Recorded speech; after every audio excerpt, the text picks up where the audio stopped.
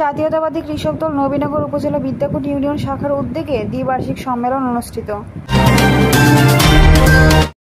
বাংলাদেশ জাতীয়তাবাদী কৃষক দল নবীনগর উপজেলা বিদ্যাকুট ইউনিয়ন শাখার উদ্যোগে গত 15 আগস্ট শুক্রবার দ্বিবার্ষিক সম্মেলন অনুষ্ঠিত হয়েছে।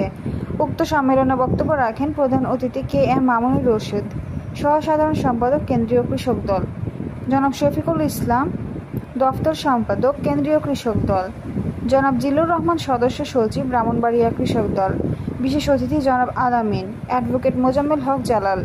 উক্ত সম্মেলনে বিদ্যাকুট ইউনিয়ন শাখার কৃষক দলের কমিটি ঘোষণা করা হয়। জনাব আবুল হোসেন সাহেবকে সভাপতি, জনাব বকুল হোসেনকে সাধারণ সম্পাদক, জনাব মিজানুর রহমানকে সাংগঠনিক সম্পাদক, জনাব হারুনুর রশিদকে সহ-সভাপতি, জনাব খায়েশ আহমেদকে সিনিয়র সহ-সম্পাদক করা হয়েছে। উক্ত সম্মেলনে আরও উপস্থিত ছিলেন বিদ্যাকুট ইউনিয়ন বিএনপির সাধারণ সম্পাদক জনাব আসাদুজ্জামান আসাদ, 4 নং ওয়ার্ডের বিএনপির সভাপতি জনাব Dulal Sardar. Desk report, Nabinagar news TV.